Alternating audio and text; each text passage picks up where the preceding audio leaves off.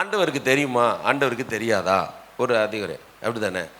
ஆண்டவருக்கு தெரியுமா தெரியாது. நம்ம பைபிள்லாம் படிப்போம், ஆனால் நமக்கு மனசுக்கு வந்து என்ன வரும், என்ன வரும்னா, நம்ம இவ்வளோ சோதனையில் இருக்கிறோமே, இவ்வளோ கஷ்டத்தில் இருக்கிறோமே, இவ்வளோ பாடில் இருக்கிறோமே, இவ்வளோ வேதனையில் இருக்கிறோமே, ஆண்டவர் இதை கண்டுக்கவே மாட்டேங்கிறாரு, என்ன இப்படி இருக்கிற, ஏன் இப்படி செய்கிறாரு? நம்ம எவ்வளோ உதவி செய்கிறோம், சர்ச்சைக்கு எப்படிலாம் நடத்துகிறோம், எவ்வளோ பேருக்கு உதவி செய்கிறோம், நம்ம எல்லாம் கர்த்தருக்கு முன்னாடி இருக்கிறோமே, ஆனால் நமக்கு மட்டும் பின்னாடி பேக் சைடில் இருக்கிறாரு. ஒரு எண்ணம் அது எல்லாத்துக்குமே வரும், எல்லாத்துக்கும் வர்றது தான். ஆனால் ஆண்டவர் சொல்கிறார், மோசே மூலமாக சொல்கிறாரு ஒரு வசனத்தில், நம்ம இப்போ போகிறது இந்த வாழ்க்கை என்ன தெரியுமா, ஒரு வனாந்தரமான வாழ்க்கை. இது என்ன வாழ்க்கை? ஒரு வனாந்தரமான வாழ்க்கை. ஆமாம், அந்த வசனத்தை வாசிச்சுட்டு நான் உங்களுக்கு அந்த சொல்கிறேன்.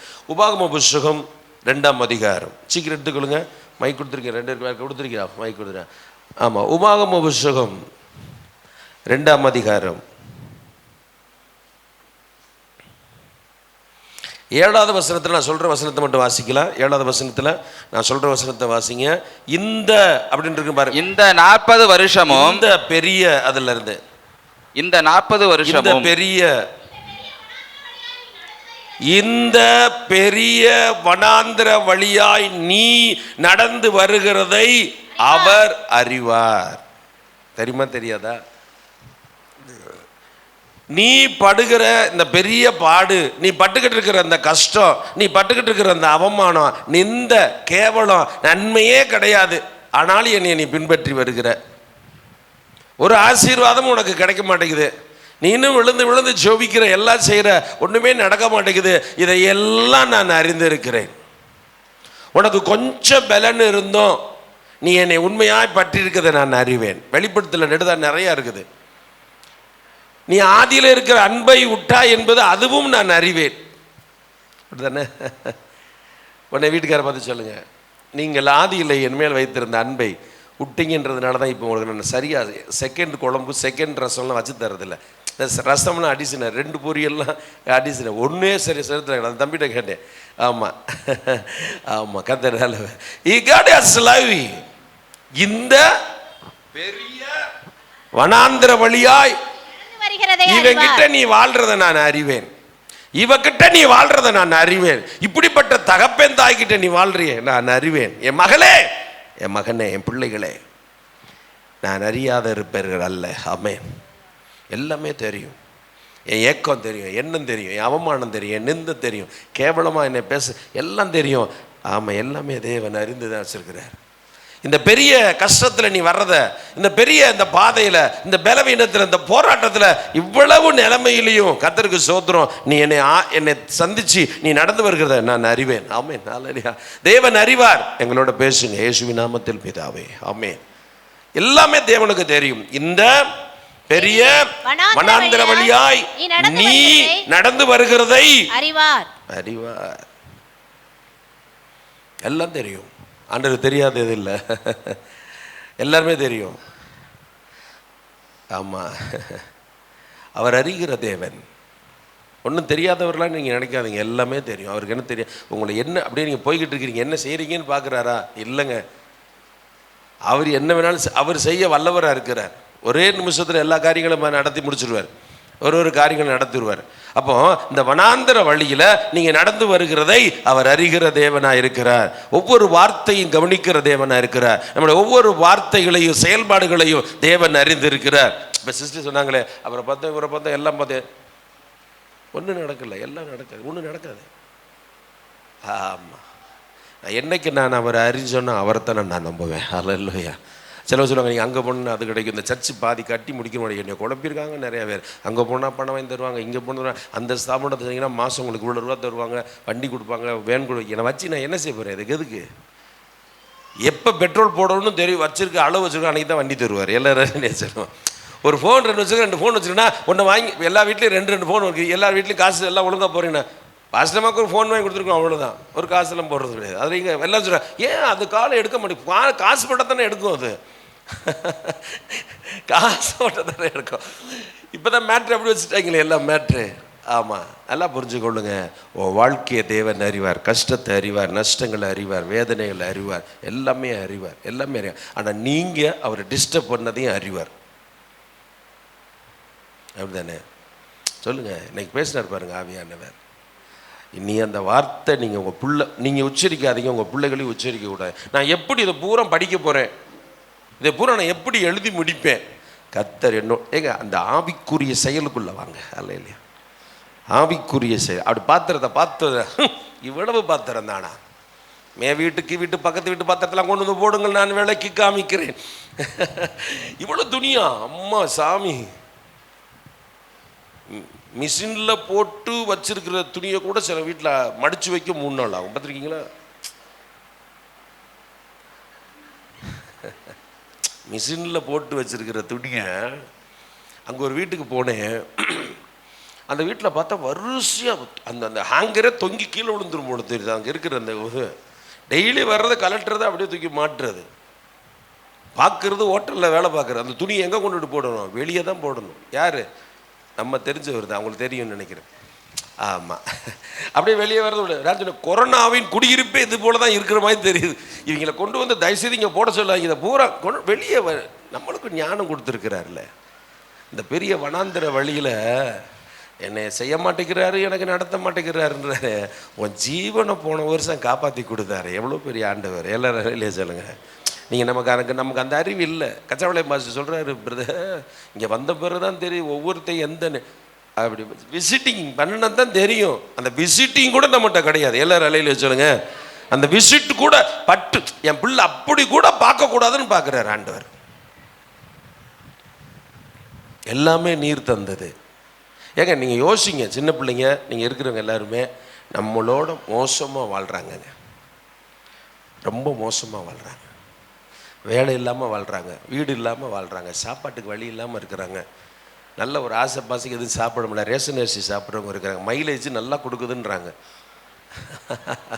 மைலேஜ் நல்லா கொடுக்கு. எனக்கே கண்டுபிடிக்க முடியல ஊட்டியில் போனவுடனே. எங்களுக்கு அது சாப்பிட்டா மைலேஜ் வராதிங்க, இது சாப்பிட்டா தான் எங்களுக்கு மைலேஜ் கிடைக்கும். நாங்கள் என்னடா மைலேஜ் கிடைக்கும்? பெட்ரோல் மாதிரி போட்டு அந்த பெட்ரோல் போட நல்லா. உங்கள் பிள்ளைங்க சொல்லுங்கள், நம்மளை மட்டும் நடத்திருக்கிறாரு ஆண்டவர். வீடு இல்லாமல் நிறைய பேர் இருக்கிறாங்க.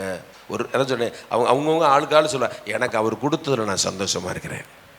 அவர் எனக்கு சின்ன வீடு, அது அசிங்கமாக இருக்குதோ, அது எப்படி இருக்குதோ, என்னமோ ஞானமாக கட்டணனோ, புத்தியினமாக செஞ்சனோ, அதிலக்குள்ளே நான் சந்தோஷமாக இருக்கிறேன். தேவன் நல்லவர். அதில் இல்லையா?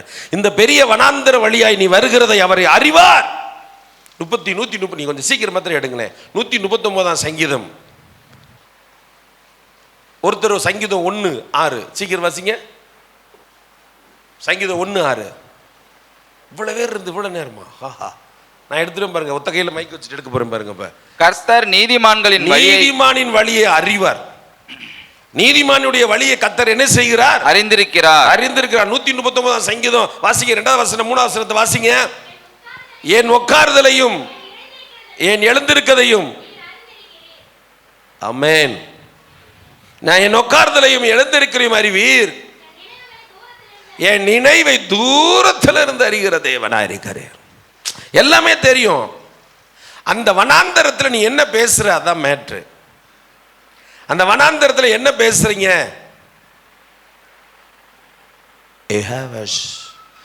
யோபினுடைய வனாந்தரத்தில் அந்த ஆள் பேசுற ஒரு வார்த்தை சொல்லுங்க சீக்கிரம். பெல் எடுத்துருச்சு பாஸ்டர், இன்னும் 1/2 மணி நேரம் தான் இருக்குன்றீங்க. அவர் என்னை கொன்று போட்டால் நான் 4 மேல் எப்படி இருப்பேன்? அந்த வனாந்தரத்தில் அப்படியே செட் பண்ணி விட்டார் ஆண்டவர். அந்த வனாந்தரத்தில் அவர் சொன்ன ஒரு வார்த்தை, அவர் என்னை கொன்று போட்டாலும் நான் அவர் மேல் எப்படி இருப்பேன்? நம்பிக்கை. அந்த நீங்க வனாந்தரத்தில் என்ன பேசுறீங்க? நீங்க உங்க வனாந்தரத்தில், உங்க வழியில, எங்க இந்த வாழ்க்கை வனாந்தரங்க. வீட்டுக்காரன் எல்லாருக்கும் நல்லா சூப்பரா கிடைக்க மாட்டான். எல்லாருக்கும் மனைவி சூப்பரா அமையாது. ஏன்? 2 பிள்ளை நல்ல பிள்ளையாவே அமையாது. சில இடத்துல எல்லாரும் அதெல்லாம் பிள்ளைய பார், அந்த பிள்ளைலாம் எப்படி இருக்குதுன்னு பார். நீனும் இருக்கியே. எவனுக்கும் யார் பொண்டாட்டியும் பிடிக்காது, யார் மனைவியும் பிடிக்காது, யார் பிள்ளையும் பிடிக்காது, யார் கட்டின வீடும் பிடிக்காது, யார் பார்த்த வேலையும் பிடிக்காது. நீங்கள் உங்கள் வேலைக்கு சூப்பர் வேலை, எங்களுக்கு அடைச்சை உனக்கு கொடுத்ததில் சந்தோஷமாயிரு. அல்ல இல்லையா? இந்த வனாந்தரத்தில் ஃப்ரீயாக இருங்க. இந்த வனாந்தரத்தில் உங்களை ரிலீஃப் ஆக்குங்க. ஏன் தெரியுமா? அந்த வனாந்தரத்தில் இந்த பூமியில், இந்த புதிய ஏற்பாட்டின் வனாந்தரத்தில் நமக்கு வாக்குத்தத்தம் பண்ணியிருக்கிறார். சீக்கிரம் எடுங்க. மத்தேயு எழுதின சுவிசேஷம் 28ஆம் அதிகாரம் கடைசி வசனம். நீ மனப்படமா சொல்லலாமே அது. நான் உங்களுக்கு கட்டளையிட்ட யாவையும் அவர்கள் கை கொள்ளும். அது இருக்கு பாருங்க, உலகத்தின் முடிவு பரியந்தம். எங்க அவர் ஹெண்டுக்கே போயிட்டாருங்க. நீங்க நடுவுல இருக்கிற எப்ப போற எப்ப தெரியாது.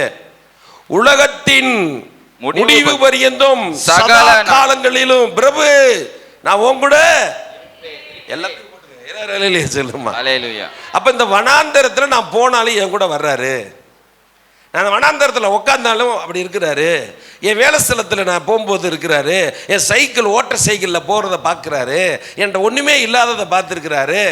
எனக்கு இருக்கிற நல்ல துணிமணி கிடையாது பார்க்குறாரு. நல்ல வீடு வாசல் கிடையாது, நல்ல அந்தஸ்து கிடையாது, எல்லாம் தேவனுக்கு தெரியும். இஸ்ரவேல் ஜனங்கள் வனாந்தரத்தில் கடந்து வந்தாங்க. அவங்க செஞ்ச அநேக குறைவுகள் நம்ம செய்யக்கூடாதுன்னு ஒரு வசனத்தை வாசிக்கிறோம். அவங்க நிறைய செஞ்சாங்க வனாந்தர வழியில். நீங்கள் வனாந்தரத்தில் ரொம்ப பேசவே கூடாது, அமைதலாக இருக்கணும். வீட்டுக்காரர் சரியில்லையா, இவனை சூப்பராக மாற்ற முடியும், உங்ககிட்ட இருக்குது. நான் சிங்கப்பூரில் இருக்கிறவர் எனக்கு கூட பேசினார்.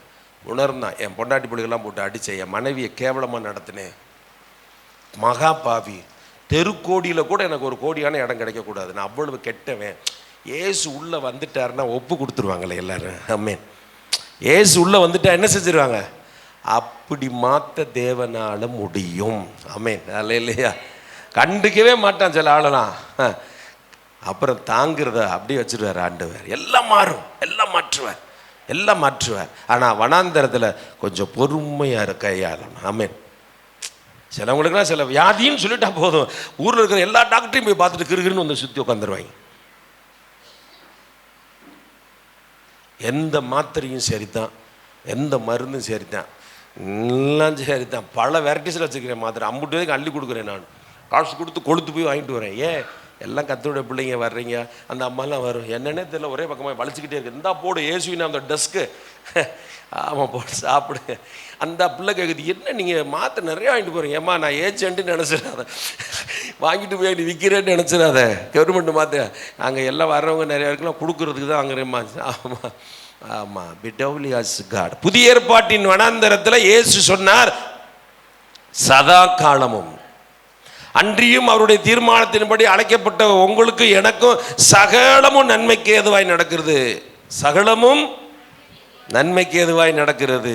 இப்போ நம்ம யார் இருக்கிறா, உன் பேர் என்னம்மா மறந்து போச்சு, அண்ணாலா, பொன்னம்மாவா, என்னம்மா உன் பேர், செல்லம்மா. இப்போ செல்லம்மாவுக்கு நான் ஜெபம் பண்ணுறேன், ஆண்டவர் என்னோட பேசுகிறார், அவனுக்கு ஒரு வழி செஞ்சது கொடுன்னு. இவன் எல்லாம் செஞ்சுட்டு வீட்டுக்கு போவான், அங்கே ஒருத்தன் ஆலோசனை கொடுப்பான், எனக்கு அப்படிலாம் வராது அப்படின்னு கை விட்டுருவார் ஆண்டவர். ஒரு வார்த்தை சொல்கிற கீழ்ப்படியும் பொழுது ஆவியான நடத்துவார், ஆவியான நடத்துவார். பெடால் த கீ ஆட்ஸ் கிரைங் காட். எங்கிருந்து நீதிமான தேவ அறிவார்னா என்ன அர்த்தம், நீங்கள் அவனை நடத்துவார்னு அர்த்தம். அவனை பார்த்துக்கிட்டே இருக்கிறார்னா சரியான வேலையில் நடத்துவார். புதிய ஏற்பாட்டில் என்ன நடந்து, பழைய ஏற்பாட்டில் என்ன நடந்துச்சு, சீக்கிரம் வாசிங்களேன், சீக்கிரம் வாசிக்கலாம். வாசிக்க யாத்ராகம புஸ்தகம் 13ஆம் அதிகாரம் 21, 22. அந்த வனாந்தர வழியில என்ன நடந்துச்சுன்னு பார்க்கலாம் சீக்கிரம். அவர்கள் இரவும் பகலும் வழிநடக்க கூடும்படிக்கு கர்த்தர் பகலில் அவர்களை வழிநடத்த மேகஸ்தம்பத்திலும் இரவில் அவர்களுக்கு வெளிச்சம் காட்ட அக்னி ஸ்தம்பத்திலும் அவர்களுக்கு முன் சென்றார். ஏங்க ஒரு தூதன் அனுப்பலாங்க, என்ன செய்யலாம் சொல்லுங்க, ஒரு தூதன் அனுப்பலாம்ல. ஒருத்தவங்க வந்து ஒரு அட்ரஸ் கேட்குறாங்க, உங்கள் வீட்டு பக்கத்தில் இருக்கிறவங்க, உங்கள் வீட்டில் பிள்ளையோ பையனையோ கொடுத்து அவங்கள கொண்டு போய் அந்த இடத்துல காமிச்சிடுங்க. இல்லைங்க நானே வரேன்னா சொல்லுவீங்க, நீங்கள் போக மாட்டீங்க, நான் போக மாட்டேன். வழி நடத்துவதற்கு மேகஸ்தம்பமாகவும் அக்னி ஸ்தம்பமாகவும் என்னது அவர்களுக்கு முன் சென்றார். இன்னைக்கு என் வனாந்தரத்தில் அவர் முன் செல்லுகிறார். நல்ல கொச்சுக்கிறாங்க, அந்த அறிவு எனக்கு வர வேண்டும். அல்லேலூயா. நான் எங்கே போனாலும் எங்கே வந்தாலும் என் தேவன் என்னோட இருக்கிறார். 21 முடிஞ்சிருச்சா, 21 முடிஞ்சு 22 முடிஞ்சிருச்சா. பகலிலே மேகஸ்தம்பமும் இரவிலே அக்னி ஸ்தம்பமும் ஜனங்களிடத்திலிருந்து விலகி போகவில்லை. இந்த வனாந்தரத்தில் ஃபர்ஸ்ட் பண்ணிக்கங்க, உன் கூட அவர் விலகலை. எல்லாரும் சொல்லுமா, இந்த வனாந்தரத்தில் பந்தம் விலகிருச்சு, சொந்தம் விலகிருச்சு, அண்ணன் விலகிட்டான், தம்பி விலகிட்டான், எல்லாரும் விலகிட்டாங்க. எல்லாம் ஃபோன் வச்சுருக்குறாங்க, பக்கி ஒருத்தன் கூட ஃபோன் பண்ணி அவங்கள யாரும் என்ன செய்யறது கிடையாது, பேசுறது கிடையாது. புரிஞ்சுக்கோங்க. ஆனால் அவர் விலகவில்லை. இந்த வனாந்தர வழியில நீ வந்தாலும் நீ நடந்தாலும் உன் கூட தேவன் இருக்கிறார், உங்க கூட என் கூட இருக்கிறாரு. இருக்கிறது மாத்திரமல்ல, ஃபர்ஸ்ட் விலகல. ஆமென். எல்லாரும் அல்லேலூயா சொல்லுங்க. அவர் ஃபர்ஸ்ட் என்ன செய்யவில்லை? விலகவே இல்லை. அதுக்கு பேர் என்னதுன்னா, நல்லா நமக்கு முன் செல்லுகிற தேவன், நமக்கு முன் செல்லுகிற தேவன். யோனாவின் புத்தகம் 4ஆம் அதிகாரம் 6வது வசனம். சீக்கிரம் யோனா 4:6.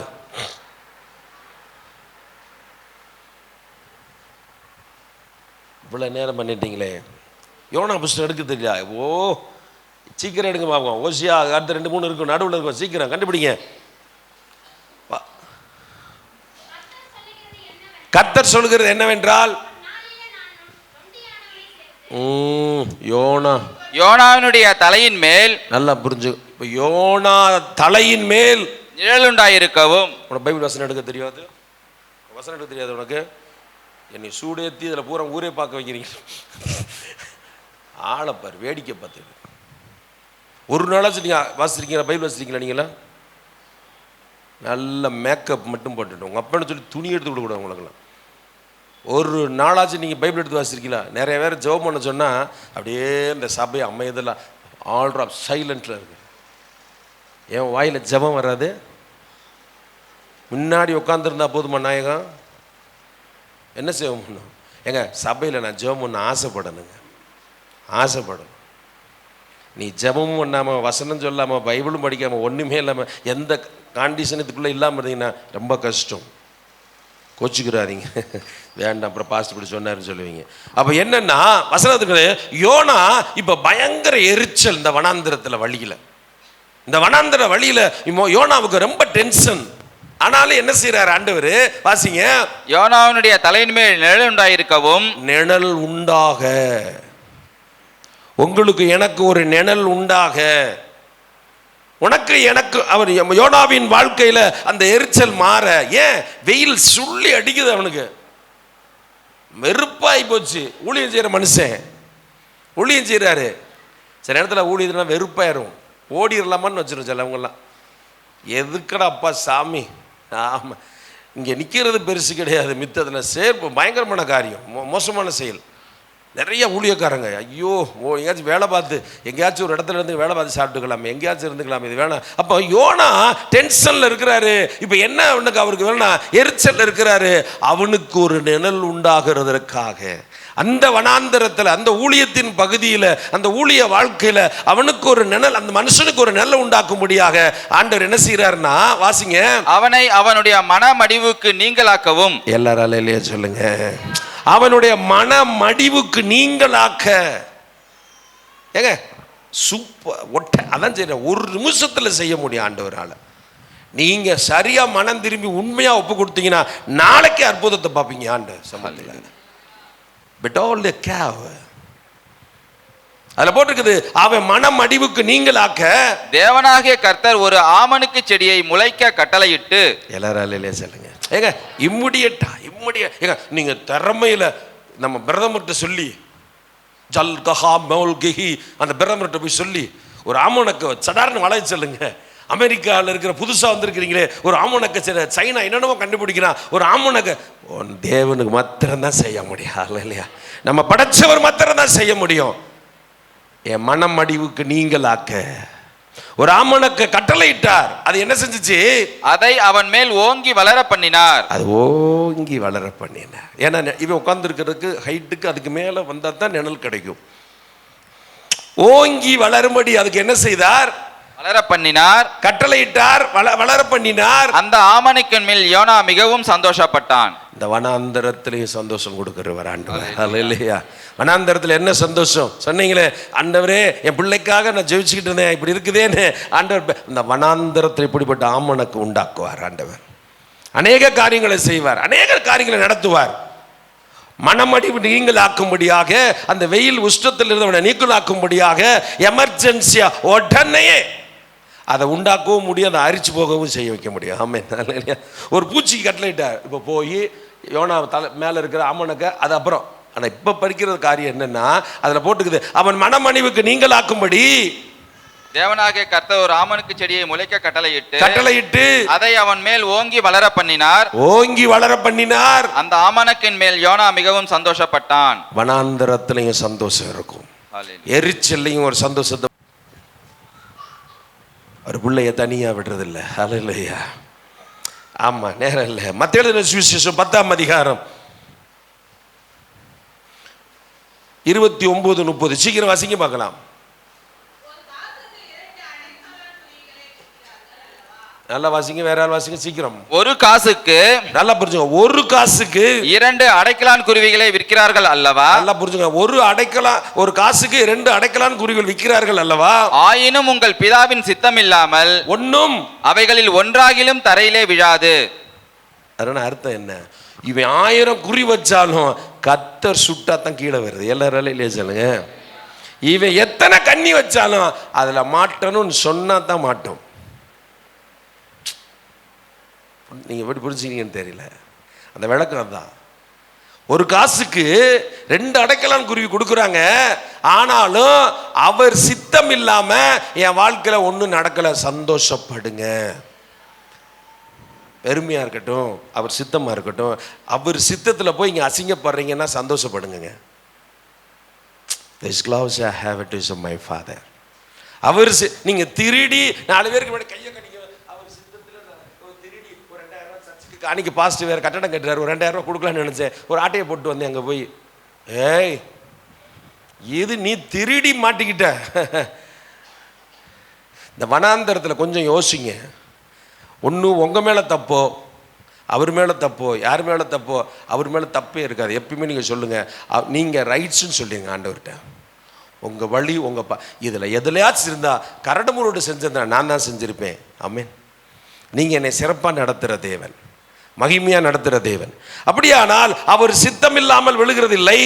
உங்கள் தலையில் உள்ள மயிரெல்லாம் எண்ணப்பட்டிருக்கிறது. எங்க கூடையே வர்றாருங்க. உங்க முடி அவருக்கு எத்தனை, உன் முடி எத்தனை சொல்லுமா? ஓ முடி எத்தனை? அச்சு சொல்லு. தெரியாது. ஓ முடி உனக்கே தெரியாது, ஆனா அவருக்கு தெரியுது. அதான் காடு. எல்லாராலே சொல்லுமா? ஆமாம், டை அடிச்சிருந்தாலும் சரி, டை அடிக்காமல் இருந்தாலும் சரி தான், எப்படி இருந்தாலும் சரி தான். நல்லா புரிஞ்சுக்கோங்க அன்பானவர்களே.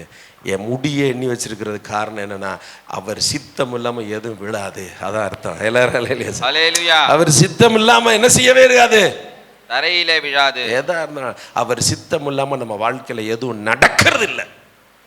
உன் தேவன் பெரியவர். அடைக்கலான் குருவி கீழே விழுகுதுன்னா ஆண்டவர் சித்தம் இல்லாமல் விழுகிறது இல்லை. சில நேரத்தில் உங்களை சிலவங்க வயிறாங்க பேசுகிறாங்கன்னா ஒன்றும் சொல்லாதீங்க, மகிழ்ச்சியாக இருங்க. அவர் அதான் அதைத்தான் கண்டுபிடிச்ச தாவீது. அல்ல இல்லையா? நீ திட்டு, இது நிமித்தம் எனக்கு ஆண்டவர் பெரிய மேன்மையை கட்டளையிடுவார். அல்ல இல்லையா? ஒரு தோல்வியின் நிமித்தம், ஒரு அவமானத்தின் நிமித்தம் என் தேவன் என் பக்கத்தில் நெருங்குவார். ஆமே. யோவான் எழுதின சுவிசேஷம் 1ஆம் அதிகாரம் 48வது வசனம் சீக்கிரம் வாசிங்க.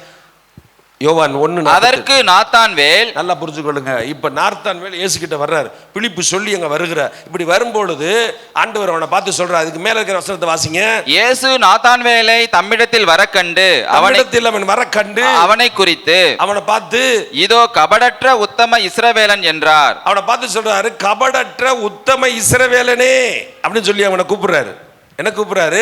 கபடற்ற உத்தம இஸ்ரவேலனேன்றாரு. அப்ப அவன் சொல்றான், வாசிங்க. அதற்கு நாத்தான்வேல், நீர் என்னை எப்படி அறிவீர் என்றான். அவன் சொல்றான், என்ன உங்களுக்கு எப்படி தெரியும்னு கேட்கிறான் இயேசுவை பார்த்து. அவர் சொல்றாரு, ரிப்ளை சொல்றாரு. என்ன சொல்றாரு? இயேசு அவனை நோக்கி, நாத்தான்வேல் உன்னை அழைக்கிறதுக்கு முன்னும் நீ அத்திமரத்தின் கீழ் இருக்கிறதை நான் உன்னை என்ன செய்தேன்? கண்டேன். அத்திமரத்துக்கு கீழே ஏன் இருந்தேன்னு சொன்னீங்கன்னா, கிறிஸ்து வரணும்னு சொல்லி யூதர்கள் அத்திமரத்துக்கு கீழே தான் ஜெபம் பண்ணுவாங்களாம். ஆண்டுக்கு மேசியா வரணும், மேசியா வரணும். அதை தான் சொல்றாரு ஆண்டவர். என்ன சொல்றாரு? நீ பிலிப்பு வந்து உன்னை கூப்பிடுறதுக்கு முன்னாடி நீ அத்திமரத்தின் கீழ் இருக்கும் போது உன்னை கண்டேன் என்றார். உன் வேண்டுதலை கேட்டேன். ஆமென். ஹல்லேலூயா. உன் கண்ணீரை கண்டேன். என்னை விட்டு விடுகிற தேவன் அல்ல, என்னை மனமடிவுக்கு நீங்களாக்குற தேவன், ஒரு விதமான சூழ்நிலைக்கு என்னை மாற்றி அமைக்கிற தேவன். ஆமணக்கு செடியை உண்டாக்க வேண்டிய அவசியமா? அவன் பெரிய, அப்படி என்ன பெரிய மனுஷன்? வேதத்தில் சொல்றாங்க அவெல்லாம் பின்மாற்றக்காரன்னு சொல்றாங்க. நம்ம கண்டுபிடிக்கும், அது நமக்கு தேவையில்லை. அந்த மனுஷனுக்கு புத்தி வர்றதுக்காக ஒரு ஆமணக்கை உண்டாக்குனார். அன்பானவர்களே, உங்களை சரி செய்யறதுக்காக இன்னைக்கு கஷ்டத்தில் இருக்கலாம், நீங்க பாடல இருக்கலாம், வேதனை இருக்கலாம். உங்களை சிறப்பாய் மாற்ற நாள் உண்டு, வேதனையெல்லாம் நீங்கிற நாட்கள் உண்டு. கர்த்தர் கழுகுக்கு போல திரும்ப வாழ வயது போல ஆக்குற நாட்கள் உண்டு. தேவன் செய்ய வல்லவராய் இருக்கிறார். அவர் சித்தம் இல்லாமல் எதுவும் என் வாழ்க்கையில நடக்கிறது இல்லை. எங்க முடி கூட அவர் சித்தம் இல்லாமல் ஒழுகுறேன்னு வசத்தை பார்க்கிறோம். Because I love his blessing. அப்ப நம்மளை என்னை காண்கிற தேவன். அத்திமரத்துக்கு முன்னாடியும் உன்னை நான் என்ன செய்திருக்கிறேன், உன்னை கண்டேன். பராமரிக்கிற தேவன். சீக்கிரம் வாசிங்க 1 ராஜாக்களின் புஸ்தகம் 17ஆம் அதிகாரம். 1 ராஜாக்களின் புஸ்தகம் 17ஆம் அதிகாரம் 6வது வசனம். காகங்கள் அவனுக்கு விடியற் காலத்தில் அப்பமும், நல்லா புரிஞ்சுக்க, காகங்கள் எலியாவுக்கு விடிய காலத்தில் அப்பமும் இறைச்சியும் சாயங்காலத்தில் அப்பமும் இறைச்சியும் கொண்டு வந்தது. பராமரிக்கிற தேவன். எல்லாரும் அல்லேலூயா சொல்லுங்க. அல்லேலூயா. எந்த வனாந்தரத்தில் இருந்தாலும் அங்க தேடி உன்னை சாப்பாடு வரும். எல்லாரும் அல்லேலூயா சொல்லுங்க. உன்னைய தேடி ஏங்க, நான் ரொம்ப நாளாக போனேன், 2 மாதம் 3-5 நாளாக உண்மை சொல்லுங்கள், பட்டினியாக கிடந்தேன்னு சொல்லுங்கள். நிறைய கிடையாது, அரிசி பருப்பு எதுவுமே கிடையாமல், எந்த உதவியும் இல்லை, பட்டினியாக கிடந்தேன்னு சொல்லுங்கள். இதாங்க வருமா? ஏமா அம்மா அப்படி பட்டினியாக கிடந்தீங்களா? தெரியாமல் சொல்லிட்டீங்க, அதுக்கு எடுத்துக்கிட்டீங்க. சர்ச்சில் 2 தடவை சாப்பிட்றீங்கம்மா அப்படிதானே. இங்கே வந்த யாருக்கும் சாப்பாடு உண்டு, எனக்கு சந்தோஷம். ஆமாம், டீ உண்டு. ஆமாம், ஒருத்தவங்க சொன்னாங்க அங்கே சக்கரை மூட்டை 1500 சொன்னாங்க. ஒரு மூட்டை வாங்கலான்னு, அரை மூட்டை வாங்கலான்னு பார்த்துருக்கிறேன் நான். முடியல. டீ தூள்லாம் 2 கிலோ 5 கிலோ வாங்கலான்னு வச்சுருக்கிறேன். மொத்தமாக எங்கேயாச்சும் கிடச்சிச்சிருக்கேன். நல்ல டீ தூள் தானே கொடுக்குற. ஒரு பிரதர் சொன்னார், சர்ச்சில் இருக்கிற அன்றைக்கி ஒரு வந்தால் பேசினார். முன்னாடிலாம் நான் யாருக்கும் கொடுக்கணும்னா ஏன் கொடுக்கணும்னு நினைப்பேன். ஆனால் இன்னைக்கு நீங்கள் ஆண்டவர்கிட்ட வந்த பிறகு கொடுக்கணுன்ற எண்ணம் என் உள்ளத்தில் நிறையா உண்டாயிடுச்சு. அல்ல இல்லையா? எனக்கு சந்தோஷமாக இருக்குது. அது ரொம்ப, அதில் வருகிற ஒரு மகிழ்ச்சி வேறு. அப்போ எனக்கே அப்படி இருக்குன்னா படைச்சவர் இருப்பாரா இருக்க மாட்டாரா? பராமரிக்காமல் இருக்க மாட்டாரா? அவனை எலியாவை போய் சொன்னார், காலையில் கரெக்டாக அப்பமும் இறைச்சியும், சாயந்தரம் அப்பமும் இறைச்சியும் தண்ணிக்கு கீரை ஆற்றங்கரையில் குடிச்சுக்கலாம் வத்திச்சு அங்கே அனுப்பிச்சி விட்டாரு. உன்னை போஷிக்கிற தேவன். அல்லேலூயா. இந்த வனாந்தர வழியில் உனக்கு குறைவில்லாமல் யாரை கொண்டாலும் எந்த விதத்திலாச்சும் உன்னை போஷிக்கிற தேவன். எந்த நிலையிலையாவது உங்களை போஷிக்கிற தேவன். அப்படி அடுத்த வசனம் திருப்புங்க. 1 ராஜாக்களின் புஸ்தகம் சீக்கிரம் 19ஆம் வசனம். இதே எலியாவுக்கு 6வது வசனத்தை வாசிங்க. அவன் விழித்து பார்க்கிற போது, அவன் விழிக்கும் பார்க்கும் பொழுது, இதோ தழலில் சுடப்பட்ட அடையும். என்னது? தழலில் சுடப்பட்ட அடையும். யார் மாவு பிணைஞ்சா? எங்க இருந்து மாவு வந்துச்சு? நல்லா புரிஞ்சுக்கொள்ளுங்க. ஒரு சுட்டது அவங்க தலைமாட்டில் வச்சு ஒரு கிளாஸ் தண்ணியும் வச்சு சாப்பிடு. பராமரிக்கிற தேவன். கையை வைத்து சொன்னுங்க, இந்த கொரோனாவில் என்னை பராமரித்தார் என் ஆண்டவர். எத்தனையோ பேர் சாப்பாட்டுக்கு வழி இல்லாமல் செத்து போயிட்டான். எத்தனையோ பேர் பயந்து போயிட்டாங்க. எனக்கு பலன் தந்து, சத்துவம் தந்து, எனக்கு நல்ல ஆகாரம் கொடுத்தாரு, நல்லா சாப்பிட உதவி செஞ்சார், என் கையின் பிரயாசத்தை எனக்கு ஆசீர்வதிச்சாரு. என் தேவன் நல்லவர். ஆமே ஆமே. நமக்கு நன்றி செலுத்துற பராமரிக்கிற தேவன். ஆமே இல்லையா? 1 யோவான் சீக்கிரம் 1 யோவான் 3ஆம் அதிகாரம் 20வது வசனம் சீக்கிரம் வாசிங்க. ஒரு 2 வசனம் அவ்வளவுதான். நம்முடைய இருதயம் நம்மை குற்றவாளிகளாக தீர்க்குமானால் தேவன் நம்முடைய இருதயத்திலும் பெரியவராய் இருந்து சகலத்தையும் அறிந்திருக்கிறார். நல்லா புரிஞ்சுக்கணும். எதை அறிஞ்சிருக்கிறாரா? சகலமும் தெரியும். அண்ணால் சகலமும் தெரியும். என் நிலைமை உங்களுக்கு தெரியுமா? என்ன ஊரு பொட்டனை போட்டுக்கிட்டு இருக்கிற நீ? அவருக்கு தெரிஞ்சா போதும். 4 வேளைக்கு என் கஷ்டம் தெரிஞ்சு ஐயோ இப்படி போயிட்டீங்களே, இது தேவையா? ஒன்றும் செய்ய மாட்டான். ஆனால் அவருக்கு தெரிஞ்சிச்சுன்னா காகத்தை அனுப்புவார். அல்ல இல்லையா? காகம் அனுப்புவார், இறைச்சி உண்டாகும். தேவன் வல்லமையான தேவன். அல்ல இல்லையா? அதில் போட்டுக்குது சகலத்தையும் அறிந்திருக்கிறார். ஏங்க ஒரு ஸ்கேன் கண்டுபிடிச்சி உள்ள உங்கள் ஈரலுக்குள்ள இது இருக்குது, உங்கள் நுரையீரலுக்குள்ள இப்படி இருக்குது, உங்கள் குடலுக்குள்ள இப்படி இருக்குது, எல்லாம் கண்டுபிடிக்க தெரியும்னா படைச்சவருக்கு தெரியுமா தெரியாதா? எல்லாமே தெரியுமே. சுகத்துக்காக நான் எங்கேயும் இல்லை, என் சுகத்துக்காக என் பரம தேவன் ஆமென் வல்லமையானவர். இன்னைக்கு இரவுல ஜெபிச்சு கண்ணீரோடு நான் காலை எனக்கு ஒரு அற்புதமான சுகத்தை செய்வார் ஆண்டவர். ஹல்லேலூயா. எனக்கு தாங்குகிற தேவன். அப்படித்தானே? மத்திய எழுதின சுவிசேஷம் நல்லா புரிஞ்சுக்கொள்ளுங்க. அந்த வசனத்தை சொல்லி விளக்க முடியல. சகலத்தையும் அறிவார், சகலத்தையும் அறிவார். வனாந்தரத்தில் நீங்கள் போகிற இந்த வழியில், இந்த பாதையில் சகலத்தை அறிவார். மத்திய எழுதின சுவிசேஷம் 6ஆம் அதிகாரம் 8வது வசனம். சீக்கிரம் வாசிங்க. அவர்களைப் போல நீங்கள் செய்யாதிருங்கள். 6:8 வாசிங்க. அவர்களைப் போல நீங்கள் செய்யாதிருங்கள். உங்கள் பிதாவை நோக்கி, அதில் இன்னொரு வசனம் நல்லா கீழே இருக்குது. உங்களுக்கு இன்ன தேவை என்பதை அவர் அறிந்திருக்கிறார். தெரியுமா? உங்களுக்கு ஒரு வீடு வேணும்ன்றது அவர் அறிவாரா, அறிய மாட்டாரா? உங்களுக்கு ஒரு இடம் வாங்கணுன்றது அவர் அறிவாரா, அறிய மாட்டாரா? சொல்லுங்க. இன்னைக்கு அரிசி தீந்துருச்சுன்னு வீட்டுக்கார்ட்ட சொல்லுவீங்க. 3 நாளைக்கு முன்னாடியே, 1 வாரத்துக்கு முன்னாடியே தெரியும் நாளைக்கு உங்களுக்கு அரிசி கொடுக்கணும்னு அவருக்கு தெரியும். யாருன்னே தெரியலங்க. அந்த ஆளை நான் பார்த்ததே கிடையாது. பிரதர்கிட்ட சொல்லி சர்ச்சுக்கு போய் ஒரு மூட்டை அரிசி கொடுத்துருங்கன்னாங்க. நான் பார்த்தேன், என்ன அரிசி என்ன அப்படின்னு. கட்டட வேலை தொடங்கினேன். எல்லாருக்கும் இங்கே சாப்பாடு. கத்த நடத்தினாரா, நடக்கலையா? தேவன் நல்லவன். இன்ன தேவை என்பதை தேவன் அறிவார். நான் ஒரு நாள் எல்லா வேலையும் முடிச்சுட்டு எல்லாம் பவுட்டு டப்பா போட்டு கொட்டுன்னு கொட்டி விட்டு அமுக்குனேன். ரத்தம் அப்போ சொன்னார், உனக்கு இது தேவைன்னா உனக்கு நான் தந்திருக்க மாட்டேன்னா. அப்போ பவுட்ரு தேவையில்லை, விட்டேன். அன்னையிலேருந்து விட்டேன். இதோட 25 வருஷமாக பவுட்ரு போடுறதில்ல. Behold as a blessing. இன்ன தேவை என்பதை தேவன் அறிவார். சகல தேவையும் அறிவார். ஏன்? கூடவே வர்றார். எல்லாரும் சொல்லுமா, நம்ம கூடயே இருக்கிறார். உங்க கூடயே இருக்கிறார், உங்க கூடயே இருக்கிறார். கர்த்தருக்கு ஸ்தோத்திரம். ஆனால் இந்த வனாந்தர வாழ்க்கையில் அந்த ஜனங்கள் செஞ்சது போல நீங்கள் செய்யக்கூடாது, நான் செய்யக்கூடாது. அதை மட்டும் சொல்லிட்டு நான் முடிச்சிடறேன். அப்படி எல்லாரும் எடுத்துக்கோங்க, சீக்கிரம் எடுத்துக்கோங்க. 1 கொரிந்தியரின் புஸ்தகம். இந்த வனாந்தர வாழ்க்கையில் செய்யக்கூடாத பகுதி நிறையா இருக்குது. அதை செய்யக்கூடாது. அதை வாசிங்க. 10ஆம் அதிகாரம் எல்லாரும் எடுத்துட்டீங்களா? வாசிங்க. 6வது வசனத்தை வாசிங்க. அவர்கள் இச்சித்தது போல வனாந்தரத்தில் இச்சை வரக்கூடாது. நீங்கள் கட்டுக்கோப்பாக இருக்கணும். மனசே சரியில்லை, என்னன்னே தெரியல, வனாந்தரத்தில் ஒரு மாதிரியா இருக்குது. என்ன வருது? மனசு சரியில்லை. என்ன ஆம்பளைக்கு என்ன வந்துடும்? வீட்டில் சண்டை வந்துருச்சு, மனசுக்கே சரியில்லை, ஐயோ குழப்பமாக இருக்குது. வனாந்தரத்தில் என்ன செய்யக்கூடாது? குடிக்கக்கூடாது. ஆமாம். உடனே நேராக போய் நல்லா புரிஞ்சுக்கொள்ளுங்க. ஏசியாவில் வசனம் இருக்குது, மயங்கி இருக்கிறவன் நல்லவன் அல்ல. ஹல்லேலூயா. வெறி கொள்ளுகிறவன் நல்லவன் அல்ல. வசனம் இருக்குது, ஏசியாவில் வாசிக்கிறோம். வெறி கொள்ளுகிறவன் நல்லவன் அல்ல. அப்போ என்ன ஒரு காரியம்னா, அவர்கள் இச்சித்தது போல நீங்கள் இப்போ நீங்கள் வாழ்ந்துருக்கு. நல்லா புரிஞ்சுக்க. எப்படி சொல்கிறது இல்லை, காசு நிறையா இருக்குது, அதை வாங்கி சாப்பிடும், இதை வாங்கி சாப்பிடணும் எண்ணமே வராதுங்க. காசே இல்லை உங்கள்கிட்ட, என்ன வரும்? என்ன செய்யணும்? சாப்பிடணும் வரும். ஒரு 1/2 கிலோ கறி வாங்கி கூட சாப்பிடலாம், ஆனால் காசு தான் இல்லை. திடீர்னு முடி வெட்டுன்னு ஆசை வந்துடும். அன்னைக்குன்னு பார்த்தா 100 ரூபா காசு இருக்காது. அன்னைக்குன்னு பார்த்தா நம்மளுக்கு அந்த உதயம்லாம் வரும். வீட்டில் சுத்தம் பண்ண, அந்த மண்ணில் சுத்தம் பண்ணலான்னு நினச்சி. உண்மைங்க. நீங்கள் வனாந்தரத்தில் போகும்போது எப்படி போகணும் தெரியுமா? ஒருத்தன் ஒரு நாள் 5 வருஷத்துக்கு முன்னாடி ஒரு ஓட்டம் ஓடி கோப்பை வாங்குறதுக்காக இந்த 5 வருஷம் இச்சை அடக்கமாக இருக்கிறாங்க.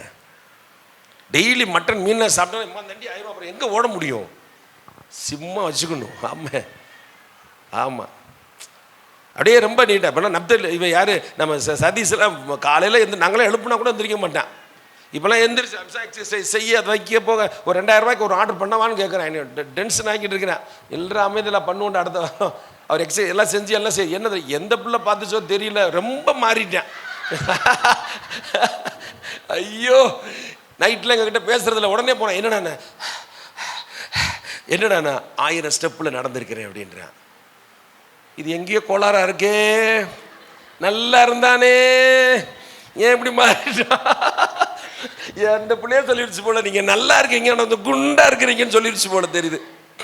சரி, எப்படியோ ஒரு வகையில் நீ சிம்மாகு போ, இயேசு நாமத்தினால. நல்லா புரிஞ்சுங்க. வனாந்தரத்தில் இச்சை வரக்கூடாது. அவங்க நல்லா இருப்பாங்க, நமக்கு ஒன்றும் கிடைக்காது. நீ கவலைப்படாத. கர்த்தருக்கு ஸ்தோத்திரம். தேவன் உன்னை நடத்துவார். அப்படியா? அதுல போட்டிருக்குது, அவர்கள் என்ன செய்தார்கள்? அவர்கள் இச்சித்தது போல நாமும் பொல்லாங்கானவைகளை குறித்து இச்சியாதபடிக்கு இவைகளை நமக்கு திருஷ்டாந்தங்களாயிருக்கிறது. அவங்க இச்சிச்சாங்க வனாந்தரத்துல, நம்ம இந்த வனாந்தரத்தை இச்சிக்க கூடாது. அடுத்த வசனம், ஜனங்கள் புசிக்கவும் குடிக்கவும் உட்கார்ந்து விளையாட எழுந்திருந்தார்கள் என்று எழுதியிருக்கிறபடி அவர்களில் சிலர் விக்கிரக ஆராதனைக்காரர் ஆனது நீங்களும் ஆகாதிருங்கள். அவர்கள் ஆனது போல நீங்களும் ஆகாதிருங்கள். விக்கிரக ஆராதனை என்ன தெரியுமா? ஒரு ரட்சிப்புக்காக ஜெபம் பண்ணி அழுகு சிந்தலாம். உங்க தேவைக்காக சிந்திச்சோம்னா, தேவையற்ற இந்த ஜிமுக்கான் கட்டிக்கு, கண்ணுக்கு, நகைக்கு, இதுக்கு ஆண்டவரே எப்படியாவது ஒரு தாலி செயின், ஏன் அதை போட்டா தான் தாலி கல்யாணம் முடிச்ச மாதிரி இருக்குமா? இதெல்லாம் விக்கிரக ஆராதனை ஆகாது இருங்கள். அடையணும், இது தேடணும், இது வேணும். விக்கிரகம்னா ஒரு கல்லை வச்சு கும்பிடுறது மாத்திரம் விக்கிரகம் கிடையாது. நீங்க எது மேல போய் மனசை பதிக்கிறீங்களோ அதெல்லாம் விக்கிரகம். அவர்களை போல ஆகாது இருங்கள். அவர்களில் சிலர் வேசித்தனம் பண்ணி ஒரே நாளில் 23,000 பேர் விழுந்து போனார்கள். அதுபோல நாமும் வேசித்தனம் பண்ணாதிருப்போமாக. வனாந்தரத்துல வேசித்தனம் பண்ணவே கூடாது. வேசித்தனம் பண்ணினோம்னா ஆஸ்தி அந்தஸ்துல அழிஞ்சிரும், ஆசீர்வாதமெல்லாம் போயிடும், அது சரியா வராது. அடுத்த வசனம், அவர்களில் சிலர் கிறிஸ்துவை பரீட்சை பார்த்து, நீங்க ஆண்டவரை பரீட்சை டெஸ்ட் பண்ணக்கூடாது. நான் போவேன் ஆண்டவரே, அவங்க எனக்கு முன்னாடி நிற்கணும், ஆனால் அவன் இருக்க மாட்டாங்க. ஏன்னா நீ ஆண்டவரை பரீட்சை பார்த்துக்கிட்டு இருக்கிற. புதுசா இருக்கிறவனுக்கு நடக்கும். நீ 10 வருஷம் விசுவாசி, 15 வருஷம் 20 விசுவாசி, நீ இன்னமும் அவரை அறியாம இன்னமும் அவரை டெஸ்ட் பண்ணிக்கிட்டு இருந்தேன்னா, நான் இப்போ நினைப்பேன் அவர் இப்போ கறி வாங்கிட்டு வரணும், வாங்கிட்டே வர மாட்டேன், அந்த தக்காளி கூட வாங்கிட்டு வந்திருக்க மாட்டேன். ஜெபம் பண்ணி நடத்து. கர்த்தருக்கு ஸ்தோத்திரம். சோசியம் பார்க்க கூடாது. அவர்கள் கிறிஸ்துவை பரீட்சை பார்த்து பாம்புகளால் அழிக்கப்பட்டார்கள். அவங்க அழிக்கப்பட்டார்கள். அதுபோல நாமும் கிறிஸ்துவை என்ன செய்யக்கூடாது? பரீட்சை பாராதிருப்போமாக. அது மாத்திரமல்ல, 10 சீக்கிரம் வாசிங்க. அவர்களில் சிலர் முறுமுறுத்து, வாழ்க்கையில முறுமுறுப்பு வரக்கூடாதுங்க. இந்த 2 மாசத்துல யாராச்சும் நான் செத்து போனா கூட நல்லது அப்படின்னு சொன்னீங்களா? யாராச்சும் நான் ஏன் தான் இருக்கிறேன்னு தெரியல, உன்னைய உயிரோட 105 வருஷம் வச்சிருப்பார் உன்னைய. பாஸ்டர் அம்மா குளிங்கி ஜீவிக்கு இருக்குது, இது உளுந்தோட நினைச்சிருக்க அப்படின்ட்டு இருக்கு. கையை பாரு, காலை பாரு. அதுல வேற விஜய் நினைச்சாலாம், பாஸ்டர் வந்து பார்த்து கையை காண அப்படியே தோண, என்னை பத்தி உனக்கு தெரியாது. ஆமா சரி, அது சாட்சி சொல்ல வேண்டாம், நேரம் இல்லை. யூ கால் ஆஃப் லாக்ட் இன் த கிரை. விழுந்துருச்சு. இனிமேல் நான் பின்னாடி போய் காலத்தை போய் பின்னாடி யாராச்சும் வந்து காப்பாற்றாம செய்ய முடியுமா? நம்ம வாழ்க்கையில் நடந்துருச்சு. இனிமேல் நம்ம எப்படி பிழைக்கிறதுன்னு பார்க்கணும். இனிமேல் எப்படி நம்ம வாழ்க்கையில் வரக்கூடாதுன்னு பார்க்கணும். ஒழுங்காக இறங்கி வந்தால் இறங்கி வரலாம். மண்ணை காணோம், நாயெல்லாம் விளாண்டுருக்கா, விளாண்டு போகுது, நாய் விளாண்டு போகுது, மண்ணில் நாய் விளாண்டு போகுது. இதனால என்ன இருக்குது? உனக்கு தேவை படியை பார்த்து கீழே இறங்கி வரணும். ஒட்டாராண்டவர் வலி கொண்டான், நாய் விளையாடுதான். நானே சொறி நாய், எனக்கு நல்ல வாழ்க்கை கொடுத்துருக்கிறாரு ஆண்டவர். எல்லாரும் அலையடிச்சிடுமா? இந்த தில்ல பூச்சிக்கும் நல்ல வாழ்க்கை தந்தீரே. மூணாறுல இருந்தேன், இப்படி ஒரு அழகான வீட்டுக்காரனை கொடுத்தாரே, சந்தோஷப்படு. ரொம்ப லேட்டா சிரிக்கிறீங்க, ரைட்டு, முடிச்சிருவோம். அப்போ போட்டிருக்குது, அவர்கள் சிலர் முறுமுறுத்து, சங்காரக்காரனாலே முறுமுறுத்து என்ன தெரியுமா? இவனை கல்யாணம் பண்ணிட்டேன் ஆண்டவரே, நீ அப்பயே உன்னை சொன்னாரு கேட்க மாட்டேன்ட்ட, இவளை கல்யாணம் முடிக்கிறேன்னு சொன்னாரு. இல்லை, கொத்தனார்லாம் எனக்கு வேண்டான்னு. கொத்தனார்னா அவ்வளோ இலக்காரமா உனக்கு வதக்குறாரா நெய்வேலியில் வச்சு உடனே கூட சேர்ந்து அவங்க அம்மாவும் சேர்ந்து, அப்படிதானே? எல்லாம் புரிஞ்சுக்கலுங்க, நம்மளை சிறப்பாக்குறாருன்னு அர்த்தம். ஆமேன், அல்லேலூயா. நம்முடைய இப்போ கரும்பு சாறு பார்க்குறேன், இன்னும் கொஞ்சம் ரசம் இருக்கும் போலடா, உர்ரா உள்ள நசைக்கு அதை ஒரு மாடு கடிச்சு கூட சாறு எடுக்க முடியாது, அந்த அளவுக்கு புளிஞ்சு நம்ம கையில் கொடுத்து காசு வாங்கிறான். அப்போ பரிசுத்தத்துக்கு நான் போகணும்னா என்கிட்ட இருக்கிற டென்ஷன், எரிச்சல், கோபம், ஒரு விதமான முறுமுறுத்து, ஆமாம் உதவி செய்யாத, இதெல்லாம் சரி செஞ்சு என்னை ஃப்ரெஷ் ஆக்கி தான் கொண்டு வர்றார் ஆண்டவர். உன்னை உங்கள் வீட்டுக்காரரை வச்சு என்ன செய்கிறாரு? ஃப்ரெஷ் ஆக்கிக்கிட்டு இருக்கிறார். உண்மை சத்தியம், இதுதான் உண்மை, வேதம் தான். முறுமுறுத்து சங்காரக்காரனால என்ன செய்தார்கள்? அழிக்கப்பட்டார்கள். சங்காரக்காரனால அழிக்கப்பட்டார்கள். அதுபோல நீங்களும் முறுமுறுக்காதீர்கள். மனாந்தரத்தில் முறுமுறுக்க கூடாது. கடைசி வசனம் வாசிங்க. இவைகள் எல்லாம் திருஷ்டாந்தங்களாக அவர்களுக்கு சம்பவித்தது. உலகத்தின் முடிவு காலத்தில் உள்ள நமக்கு எச்சரிப்புண்டாகும்படிக்கு எழுதப்பட்டும் இருக்கிறது. எல்லாரும் எழுந்திருக்கலாம் இயேசுவின் நாமத்தினாலே. ஆமே ஆமே. ஓரா கீழ சங்கன ரபு சாந்தினி ஆனந்தரா. அன்பு சகோதரி, அன்பு சகோதரனே, கர்த்தருடைய பிள்ளையே, வார்த்தை நல்லா புரிந்து கொள்ளுங்க. இனி நான் என்ன செய்வேன், என்ன செய்ய போகிறேன், இது வரைக்கும் நீ செஞ்சதே கிடையாது. கர்த்தர் தான் உனக்கு எல்லாம் செஞ்சுருக்கிறாரு.